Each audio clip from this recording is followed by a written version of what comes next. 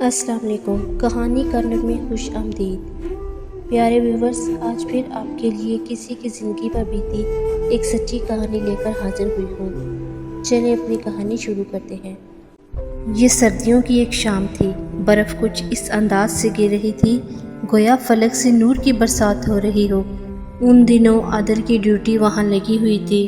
وہ سگریٹ کے کش لگاتے بڑے پرسکون انداز میں کش کرتے ہوئے موڑ کاٹ رہے تھے کہ ان کو احساس ہوا کہ ماحول اس قدر تنہا بھی نہیں ہے، یہاں کوئی اور بھی موجود ہے جس کی سانسوں کی مہک نے ارد گرد کی خاموش فضا کو معطر کر دیا تھا۔ وہ سیر کو آنے والی ایک لڑکی سامرا تھی۔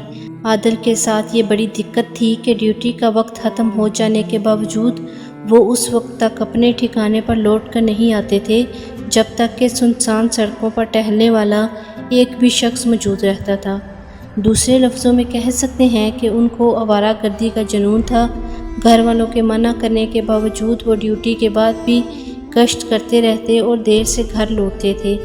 اچانک عادل کے سامنے ایک گاڑی نمودار ہوئی اور انہیں کراس کرتے ہوئے گزر گئی، لیکن اس کی تیز لائٹوں کی وجہ سے عادل کی آنکھوں کے سامنے اندھیرا سا چھا گیا۔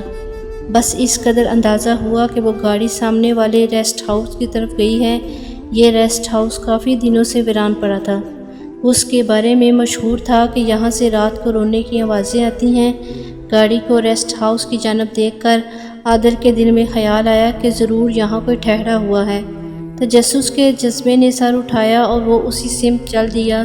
ریسٹ ہاؤس تک پہنچتے پہنچتے برف باری تیز ہو گئی اور وہ برآمدے میں آ گیا۔ اپنا اوور کوٹ اور ٹوپی اتار کر جھاڑنے لگا، پھر اس نے کوٹ کی جیب میں ہاتھ ڈالا، سگریٹ نکال کر منہ میں دبایا۔ اب وہ ماچس تلاش کر رہا تھا۔ اچانک قریب ہی ہلکا سا شور بلند ہوا۔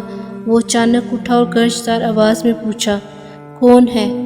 میں ہوں صاحب، اصغر خان، چوکیدار۔ تبھی عادل کے منہ سے یہ الفاظ نکلے، تم یہاں کیا کر رہے ہو؟ یہ ایک نہایت ہی نامعقول سوال تھا۔ ظاہر ہے چوکیدار چوکیداری کر رہا تھا۔ میں چوکیداری کے لیے بھی تھوڑی دیر پہلے آیا تھا، لیکن آپ یہاں اس وقت کیا کر رہے ہیں؟ برف باری شروع ہے اور آپ ابھی تک گھر نہیں گئے؟ بتاتا ہوں، تم اندر چلو۔ دونوں اس کمرے میں آ بیٹھے جہاں انہوں نے بیٹھنے کا ٹھکانہ بنایا ہوا تھا۔ یہ ایک چھوٹا سا کمرہ تھا جس میں انگیٹھی دہک رہی تھی اور کمرے میں آتے ہی خوشگوار حرارت کا احساس ہوتا تھا۔ آپ کو سبز چائے پلواؤں؟ چوکیدار نے پوچھا۔ ساتھ ہی اس نے انگیٹھی پر کیٹلی رکھ دی۔ ایسے سرد موسم میں یہ گرم مشروب ایک نعمت سے کم نہیں ہوتا۔ اس کا مزہ تو وہی جانے جو گرتی برف کے بیچ رہتے ہیں۔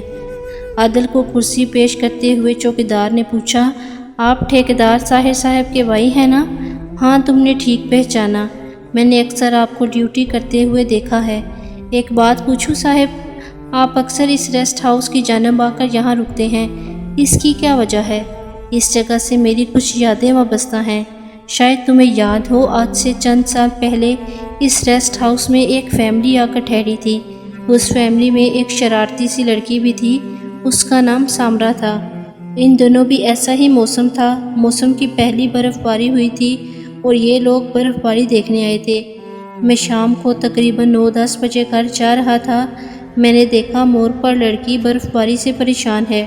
وہ چل کر ریسٹ ہاؤس تک جانا چاہتی تھی، مگر سردی کی وجہ سے اس کی ہمت جواب دے گئی اور وہ وہاں موڑ پر بے بس سی بیٹھ گئی۔ میں نے اس کے قریب اپنی گاڑی روک لی اور پوچھا، کیا بات ہے؟ تو اس نے کہا کہ میں سیر کے شوق میں تھوڑا سا آگے چلی آئی اور برف باری ہونے لگی۔ مجھے اندازہ نہیں تھا سردی اتنی بڑھ جائے گی، اور اب ایسا عالم ہے کہ میں قدم بھی نہیں اٹھا پا رہی۔ وہاں تک کیسے جاؤں؟ اگرچہ ریسٹ ہاؤس زیادہ دور نہیں ہے، لیکن مجھ میں وہاں تک جانے کی بھی ہمت نہیں۔ گاڑی میں آ جاؤ۔ میں نے دروازہ کھول دیا اور وہ توقف کیے بغیر جلدی سے چھلانگ مار کر میری برابر والی نشست پر بیٹھ گئی۔ یہ میری اور اس کی پہلی ملاقات تھی۔ یہاں تک پہنچ کر عادل کو احساس ہو گیا تھا کہ وہ جذبات میں بہہ کر یادوں کی بارات کے پیچھے نکل گیا ہے۔ تبھی اس نے بات کا سلسلہ ختم کرتے ہوئے کہا، بس یار، اس کے بعد کی کیا بتاؤں، تم خود سمجھدار ہو۔ کچھ دن ایسے ہی اس کے ساتھ گزارے جن کی یاد ذہن سے نہیں جاتی۔ تبھی اس ریسٹ ہاؤس کی جانب کبھی کبھی قدم اٹھتے ہیں اور مجھے بیتی یادیں اس جگہ کھینچ لیتی ہیں۔ اصغر خان سے ہمارے بڑے بھائی کی کافی شناخت تھی۔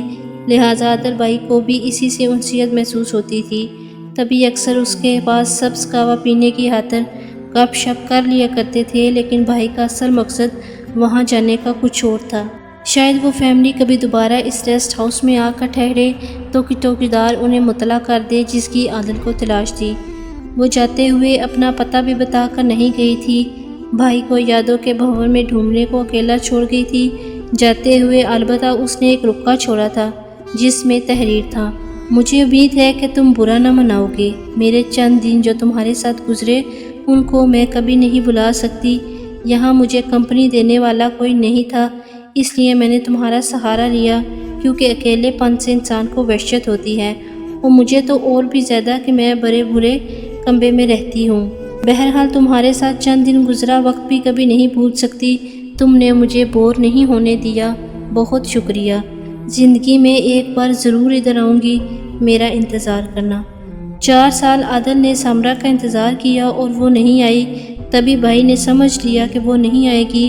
وہ گزرتی ہوا کا ایک مہکتا ہوا جھونکا تھا جو ایک ہی بار آتا ہے، دل و روح کو فرحت پہنچاتا ہے اور گزر جاتا ہے۔ رفتہ رفتہ عادل مایوس ہو گئے، مگر سامرا کی یاد کو دل سے نہ بھلا سکے۔ مری میں بھائی کا کام ٹھیک چل رہا تھا، لیکن سامرا کی یاد سے دل اب اس جگہ سے بیزار ہو گیا تھا۔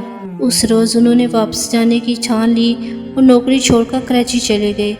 وہاں ان کو اور اچھی نوکری مل گئی۔ کہتے ہیں لگن سچی ہو تو امید ضرور بھر آتی ہے۔ عادل کے دل میں بھی سامرا کی یاد کچھ اس جاگزی تھی کہ ایک لمحے کو بھی وہ اس لڑکی کو فراموش نہ کر سکے۔ ہر پل یہی دعا کرتے کہ اے اللہ ایک بار مجھے سامرا سے ملا دے۔ ایک دن عادل تارک روڈ سے گزرے تو ایک دکان میں ان کو سامرا نظر آ گئی۔ بھائی کی خوشی کا کوئی ٹھکانہ نہ رہا۔ وہ دوڑ کر اس کی طرف گئے۔ جب سامرا نے انہیں دیکھا تو وہ بھی خوشی سے کھل اٹھی۔ دونوں برسوں بعد ملے تھے، بیتی باتیں سب یاد آ گئیں۔ سرسبز پہاڑوں اور خوبصورت کھاڑیوں کے بیچ لگائے کہکے، سیر اور پھر گرم گرم کافی، پرلطف باتیں، سب یاد آ گیا۔ سامرا نے بتایا کہ میرے والد صاحب فوت ہو گئے تو ہمارے حالات بہت بدل گئے، اس باعث ہم دوسری بار مری کی سیر کو نہیں آئے۔ خیر دونوں نے اسی کو غنیمت جانا کہ قدرت نے ایک بار پھر ان کو ملا دیا تھا۔ میرے بھائی نے سامرا کو بتایا کہ آج کل وہ کراچی میں ہی سروس کرتا ہے تو وہ خوش ہو کر بولی، پھر تو اور بھی اچھا ہے، میرے گھر چلو، امی تم سے مل کر بہت خوش ہوں گی۔ وہ عادل کو اپنے گھر لے گئی۔ اس کی ماں بھائی سے مری میں مل چکی تھی، اس لیے سبھی خوش ہو کر ملے اور عادل بھائی کو رات کا کھانا بھی کھلایا۔ اب عادل کو اس لڑکی کی اصل زندگی کا پتہ چلا۔ اگرچہ اس کا باپ آفیسر تھا، مگر اس کی فوتگی کے بعد ان ماں بیٹی کا کوئی آسرا نہ رہا تھا۔ وہ بڑے بھائی تھے جو ان کو تھوڑا بہت خرچہ دیتے تھے اور کچھ والد کی پینشن پر گزارا چلتا تھا۔ ماں کو بیٹی کی شادی کی فکر تھی، بھائی تو اپنی شادی شدہ زندگی میں خوش تھے۔ ماں چاہتی تھی کہ اس کی زندگی میں سامرا اپنے گھر کی ہو جائے۔ عادل اور سامرا پھر سے ملنے لگے، ان ملاقاتوں کو رنگ لانا ہی تھا۔ دونوں نے شادی کا فیصلہ کر لیا۔ عادل نے گھر خط لکھا، امی جان میں جس لڑکی سے شادی کرنا چاہتا ہوں آئیے اسے دیکھ لیجئے اور رشتے کی بات چلائیے۔ جواب میں ابو نے بہت سختی سے خط لکھا کہ اپنے خاندان میں ایک سے ایک اچھا رشتہ موجود ہے تو غیروں میں رشتہ کرنے کی کیا ضرورت ہے۔ غرض ہمارے والدین رضامند نہ ہوئے تو عادل نے گھر والوں کی پرواہ نہ کرتے ہوئے سامرا سے شادی کر لی۔ اس شادی میں صرف لڑکی کی ماں کی مرضی شامل تھی، اس کے بھائیوں کو بھی علم نہیں تھا کہ ان کی بہن کا عادل سے نکاح ہوا ہے۔ ماں نے بعد میں ان کو مطلع کیا تو وہ رسوائی کے ڈر سے خاموش ہو گئے۔ کہا جاتا ہے کہ جب لڑکی لڑکا راضی تو کیا کرے گا قاضی، ایسا ہی کچھ معاملہ ادھر بھی تھا۔ دونوں ایک دوسرے کی چاہت میں بندھے تھے، لہٰذا علیحدہ گھر لے کر رہنے لگے۔ جب ہمیں عادل بھائی کی شادی کا پتہ چلا تو امی کو بہت صدمہ ہوا، کیونکہ وہ بیٹے کی شادی اپنی بھانجی سے کروانا چاہتی تھی۔ والد صاحب تو سخت ناراض تھے۔ ہم سب کی امیدوں پر اوس پڑ گئی، کیونکہ تارا ہر لحاظ سے اچھی لڑکی تھی اور ہم سبھی کی آنکھوں کا تارا تھی۔ خیر اس کے بعد ہمارا عادل سے ناطہ ہی ٹوٹ گیا۔ صرف بڑے بھائی طاہر سے اس کا رابطہ برقرار تھا، انہی کے ذریعے عادل کی خیر خیریت معلوم ہو جاتی تھی۔ اتنا مجھے معلوم تھا کہ بھائی کی اچھی نوکری ہے اور وہ سامرا کے ساتھ خوش و خرم زندگی گزار رہے ہیں۔ پتہ نہیں پھر کیا ہوا، کیا حالات بن گئے۔ سامرا کے دل میں کیا سمائی کہ اس نے اپنے بھائیوں کو خط لکھا کہ میں عادل کے ساتھ خوش نہیں ہوں، میں اس کے ساتھ رہنا نہیں چاہتی، جبکہ اس نے مجھے زبردستی رکھا ہوا ہے۔ سامرا کے بھائیوں نے پولیس سے رابطہ کیا، جس کی وجہ سے عادل اور سامرا بھابھی پر کیس بن گیا، لیکن چونکہ بھابھی ان دنوں امید سے تھیں، اس طرح وہ اپنے بچھائے ہوئے جال میں پھنس گئیں۔ یوں میاں بیوی دونوں کو ہی پولیس پکڑ کر لے گئی اور ان کو جیل ہو گئی۔ حالانکہ عادل بھائی کے پاس رہتے ہوئے سامرا کو کسی قسم کی تکلیف نہیں تھی اور وہ سال بھر سے بھائی کے پاس رہ رہی تھی۔ جیل میں سامرا کی بیٹی پیدا ہوئی، جس کا نام انہوں نے مہک رکھا۔ وہ بہت خوبصورت بچی تھی۔ کچھ دنوں تک کیس چلتا رہا۔ صورتحال کی گمبھیرتا کے پیش نظر بالآخر عادل نے بیوی کو طلاق دے دی۔ اس واقعے نے میرے بھائی کو ایسا دل برداشتہ کیا کہ وہ کراچی کی سروس کو خیر آباد کہہ کر ہمارے پاس لوٹ آئے اور والدین سے معافی مانگی۔ انہوں نے بیٹے کو معاف کر دیا۔ اس کے بعد انہوں نے اپنی خوشی سے عادل کی شادی تارا سے کر دی۔ شادی کے بعد عادل بھائی سامرا کو بھول گئے۔ تارا بہت سمجھدار لڑکی تھی۔ اس نے انہیں عزت، پیار، اعتماد، خوشی دی اور ان کی خدمت بھی کرتی تھی۔ وہ ایک مثالی شریک حیات ثابت ہوئی۔ 12 سال میں ایک بار بھی ان کا عادل سے جھگڑا نہیں ہوا۔ اس دوران ان کے یہاں 4 بچوں نے جنم لیا۔ عادل اور تارا اپنے بچوں میں مگن خوشگوار زندگی گزار رہے تھے کہ اچانک 12 سال بعد ان کی زندگی میں بومال آ گیا۔ سامرا کے بھائیوں کا خط آیا کہ مہک اپنے باپ کے پاس رہنا چاہتی ہے، لہٰذا آپ آئیے اور اپنی بیٹی کو لے جائیے۔ خط ملتے ہی عادل بھائی بہت ڈسٹرب ہو گئے۔ تارا بھابھی بھی پریشان ہو گئی۔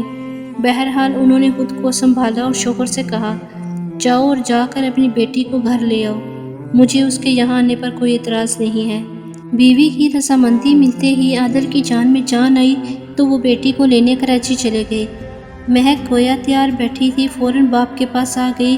وہ جب یہاں آئی تو ہم سب خوش تھے، لیکن یہ خوشی زیادہ دیر کے لیے نہیں تھی۔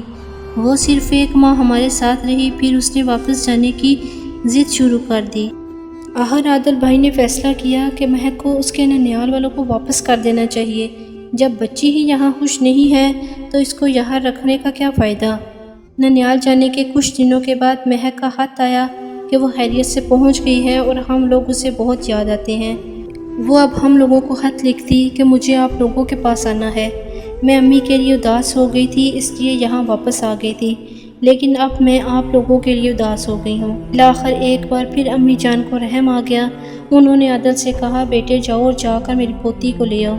تب میرے بھائی نے جواب دیا، ٹھیک ہے امی، میں آپ کے کہنے سے اسے لے آتا ہوں۔ اگر وہ اب کے بھی نہ رہی تو اس کے بعد میں اس کو لینے کبھی نہیں جاؤں گا۔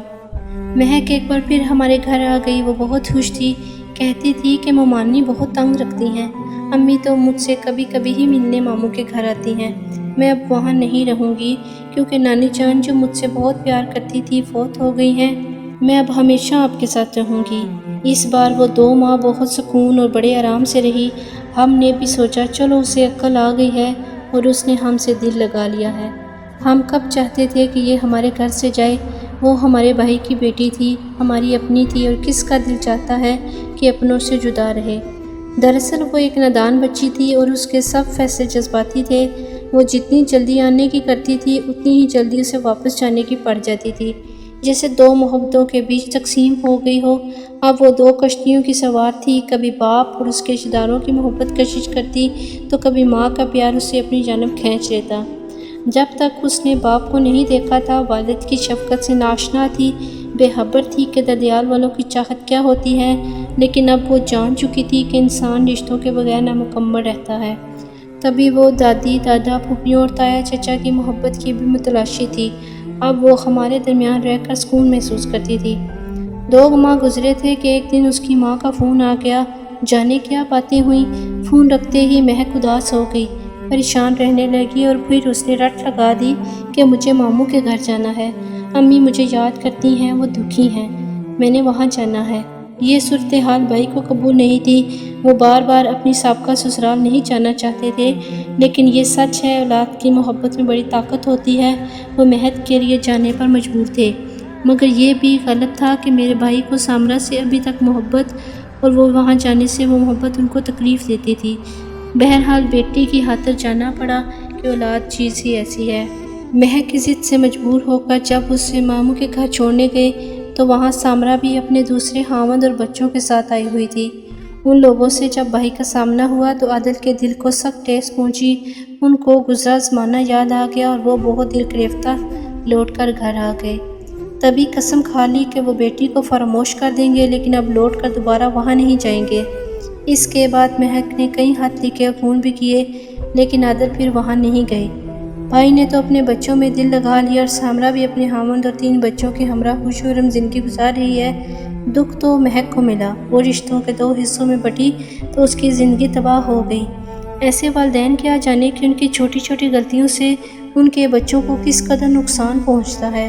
کاش بڑے ایسی غلطیاں نہ کریں جن سے ان کے بچوں کی شخصیت ٹوٹ پھوٹ کر ادھوری رہ جائے۔ ان کو جان لینا چاہیے کہ رشتے ٹوٹ جانا کھیل نہیں، اس طرح معصوم بچوں پر ان کی محبتوں اور نفرتوں سے کتنا برا اثر پڑتا ہے۔ شاید کچھ لوگ پیدا ہی بے وفا فطرت لے کر ہوتے ہیں۔ ایسے لوگوں کو نہ اولاد کی پرواہ ہوتی ہے اور نہ ہی ماں باپ کی، اور نہ ہی اپنی عزت کی اور نہ دوسروں کی انا کی۔ آج بھی میں اس سوال کا جواب نہیں پا سکی کہ مہک بھی تو اسی ماں کی بیٹی تھی۔ اس کو ہم نے کتنا سمجھایا تھا، پھر بھی اس نے ہماری محبت کا یہ صلہ دیا کہ اپنے ابو کا دل دکھا کر چلی گئی۔ ہاں سچ ہے کہ جانے والے چلے جاتے ہیں، ان کو کسی کی صدا، کوئی محبت بھری پکار نہیں روک سکتی۔